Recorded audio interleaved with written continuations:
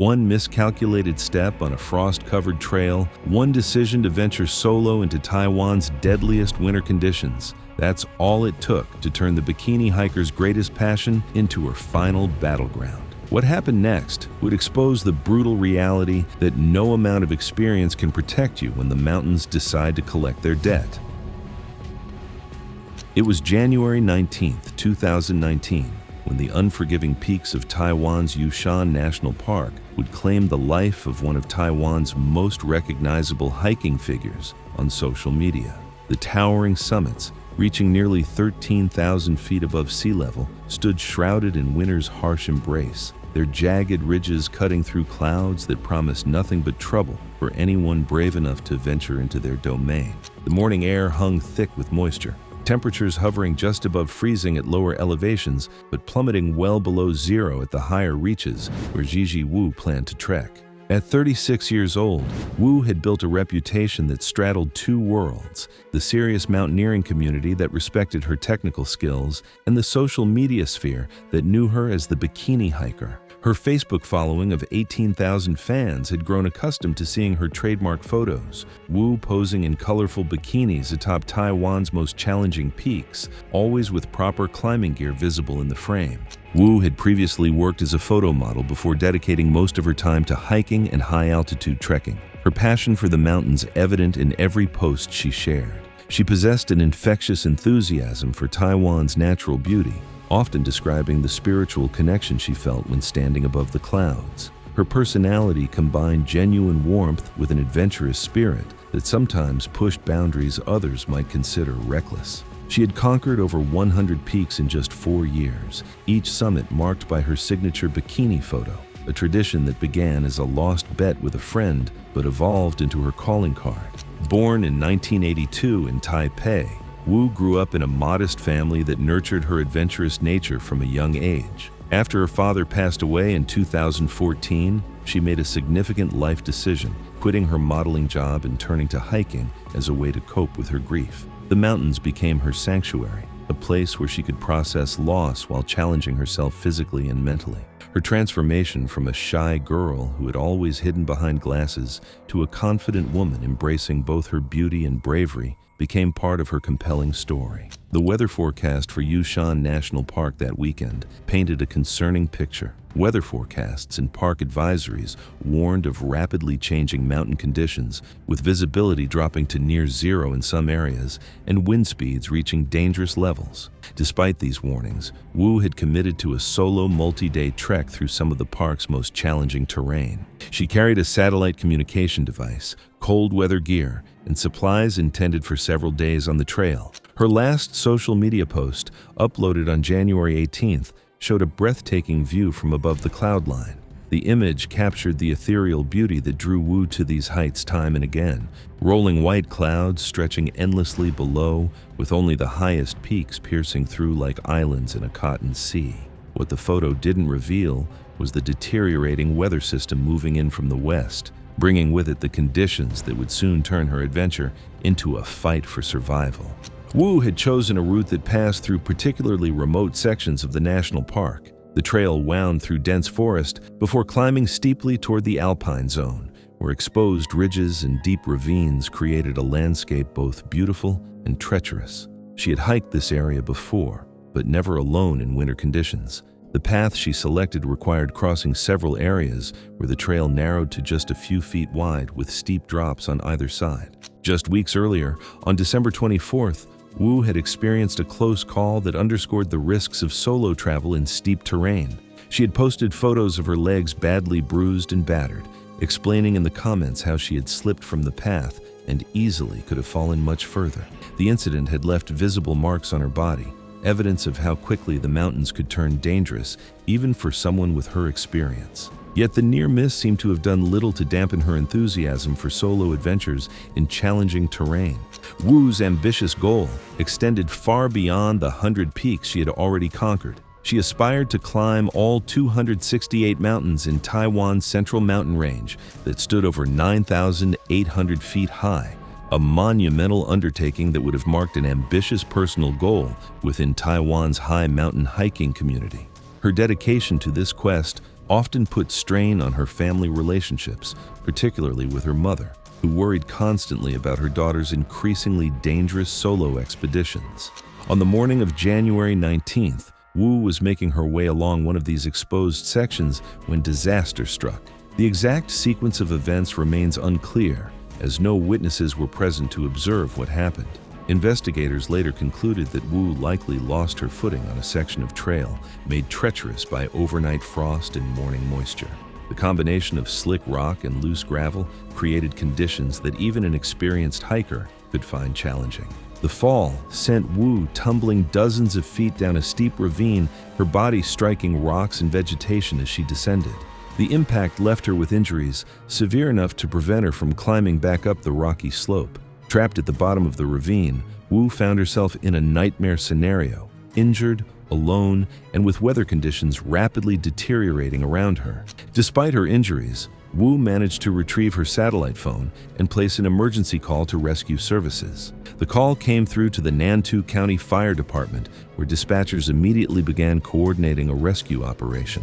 Wu was able to provide limited location information and describe her injuries, though the extent of her injuries made communication difficult. The rescue team could hear the strain in her voice as she explained that she couldn't move and needed immediate assistance. Her friend Alex Yang, who had planned to pick her up on January 24th, received a frantic call from Wu around 4:30 in the afternoon. The conversation lasted only about 30 seconds, but Yang immediately sensed something was terribly wrong. Wu's voice carried an urgency he had never heard before, as she explained that she had fallen off a cliff and could no longer move her legs. Yang knew the temperatures in the mountains could drop to freezing at night and advised her to keep warm before the call abruptly ended. The first rescue helicopter launched within hours of receiving Wu's distress call. However, as the aircraft approached the mountainous terrain, pilots encountered weather conditions that made landing impossible. Thick clouds had settled over the peaks, reducing visibility to just a few yards. Strong winds created dangerous downdrafts and turbulence that threatened to slam the helicopter into the rocky slopes. After circling the area for nearly an hour, the pilot was forced to return to base without making contact with Wu. A second helicopter attempt was launched later that afternoon, equipped with more advanced navigation equipment and a crew experienced in mountain rescues. This team managed to get closer to Wu's location, but the combination of high winds and poor visibility again prevented them from reaching her.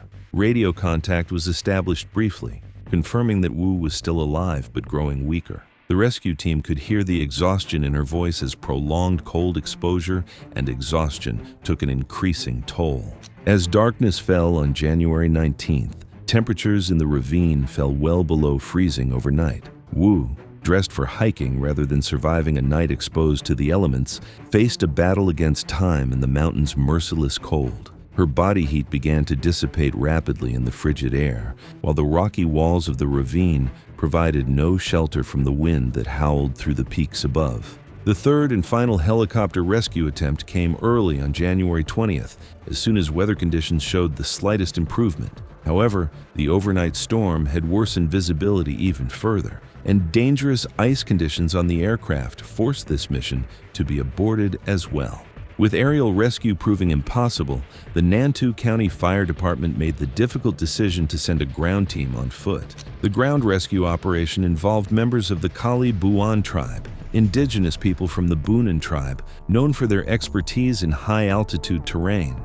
These experienced mountain guides often assisted in search and rescue operations, their intimate knowledge of the landscape proving invaluable in conditions where modern technology failed. Among them was 52-year-old Buak Slum Man, a tribal member who had previously encountered Wu during her climbing expeditions. The rescue team faced a grueling hike through treacherous terrain to reach Wu's location. Moving carefully through the same conditions that had claimed their target, the rescuers had to navigate icy trails, unstable rock formations, and areas where the path had been obscured by overnight snowfall. Each team member carried approximately 45 pounds of equipment, including food, tents, clothing, ropes, and a portable stretcher. The journey that would normally take a few hours stretched into an all-day expedition as the team prioritized safety over speed.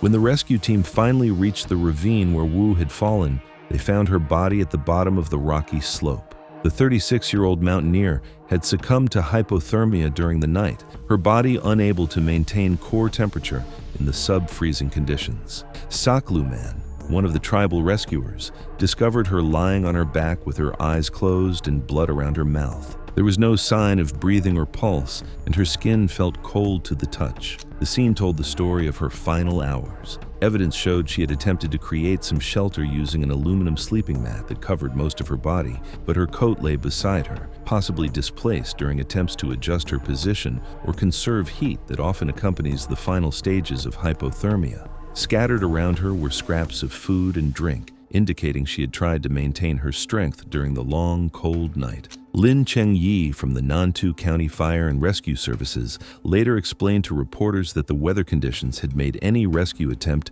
extremely dangerous. The decision to send ground teams rather than continue helicopter operations had been made to prevent additional casualties, though everyone involved knew that time was working against them. The veteran firefighter expressed his wish that they could have reached Wu sooner, while acknowledging that going against the force of nature might have resulted in additional casualties. The recovery of Wu's body required additional logistical planning, as the same weather conditions that had prevented her rescue continued to hamper operations. Rescue teams had to move her body to a more accessible location where a helicopter could safely land once conditions improved. Before helicopters could reach the site, rescuers needed to clear surrounding vegetation to create a safe landing zone.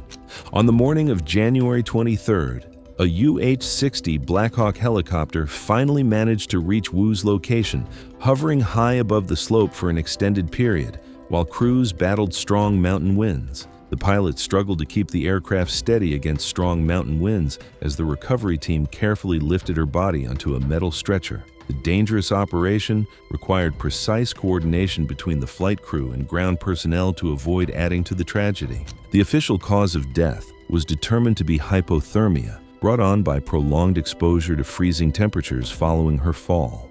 The injuries sustained in the tumble down the ravine had prevented Wu from seeking shelter or maintaining the physical activity necessary to generate body heat. Medical examiners noted that rescuers noted that her injuries and exposure significantly reduced the chances of survival. Given the severity of her situation and the extreme weather conditions, Wu's death sent shockwaves through Taiwan's hiking community and her substantial social media following. Her final Facebook post, showing that serene view above the clouds, became a memorial where over 1,000 people left messages of condolence and remembrance. Many described her as an inspiration who had encouraged them to explore Taiwan's natural beauty, while others reflected on the fine line between adventure and tragedy that defines extreme outdoor pursuits. The media response to Wu's death proved controversial and deeply troubling to those who knew her story. Despite the fact that she had been wearing proper hiking gear when she died, and that her bikini photos were only taken briefly at summits for social media, numerous outlets focused obsessively on her nickname rather than the circumstances of her death. Headlines suggested she had died because of inappropriate clothing choices, completely misrepresenting the reality of what had happened. Publications ran multiple photos of Wu in bikinis, alongside stories about her death, with condescending captions about the risks of climbing in inappropriate gear. The coverage sparked outrage among her supporters and the hiking community, who pointed out that Wu was an experienced mountaineer who always used proper safety equipment and clothing during her climbs. The bikini photos were simply a social media tradition, not representative of how she actually conducted her serious mountaineering expeditions. Wu's mother, Suron, felt particularly hurt by the harsh comments and criticism that followed her daughter's death. Some of the negative remarks even came from family members, with relatives questioning whether she should have done more to discourage her daughter's risky hobbies. The grief-stricken mother had been at a Buddhist temple in Taipei seeking solace when police arrived at her home to inform her of Gigi's disappearance, only learning of her daughter's death from a friend after leaving the temple. A few days after Wu's death, she was cremated in New Taipei City in a ceremony attended by approximately 300 people. Messages of love and support filled a memorial book, while Yang showed a video that celebrated his friend's journey from a carefree girl playing in rivers to a highly respected figure in the mountaineering community. The service provided closure for those who had known and admired Wu. offering a chance to remember her achievements rather than focus on the circumstances of her death. The incident highlighted ongoing debates about solo hiking in Taiwan's most challenging terrain, particularly during winter months when weather conditions can change rapidly and rescue operations become exponentially more difficult. An ex-government official noted that Wu was one of 8 people who lost their lives in the mountains that year, with many of these adventurers having changed their planned routes and ventured into high-risk or off-route terrain to circumvent strict regulations, making rescue operations more difficult. In response to Wu's death and similar incidents, the government proposed improving education about mountaineering and wilderness survival. Officials also began drafting legislative changes to make hazard signs mandatory in high-risk mountain areas, while considering measures that would reduce government liability for accidents involving hikers who ventured into restricted areas without proper permits. Friends and fellow hikers remembered Wu as someone who genuinely loved sharing Taiwan's natural beauty with others. Her enthusiasm for the mountains was infectious, and she had inspired countless people to explore the outdoors. Unlike many social media influencers, Wu had turned down offers from hiking gear companies and refused to partner with mountain travel companies, choosing to remain independent despite her dwindling savings. In the weeks following her death, activity on Wu's social media accounts gradually ceased, removing another digital space where followers had gathered to share memories and condolences. The loss of these platforms meant that much of her mountaineering legacy existed only in the memories of those who had followed her adventures and been inspired by her fearless approach to exploring Taiwan's wilderness areas. The tragedy of her death was compounded by the way some media outlets chose to sensationalize her story rather than honor her memory as an accomplished mountaineer who simply had the misfortune of falling in dangerous conditions. Her legacy should have been defined by her genuine love for Taiwan's mountains, her environmental consciousness in cleaning up trails, and her willingness to help other hikers in need. In the end, Gigi Wu's story serves as a sobering reminder that even the most experienced outdoor enthusiasts remain vulnerable to the unpredictable forces of nature, and that the mountains she loved so deeply could claim her life as easily as they had provided her with joy and purpose throughout her climbing career. Her death was not the result of reckless behavior or inappropriate clothing, but rather a tragic accident that could have befallen any solo hiker in those treacherous winter conditions. Thanks for watching. Want to see more? Click on your screen now.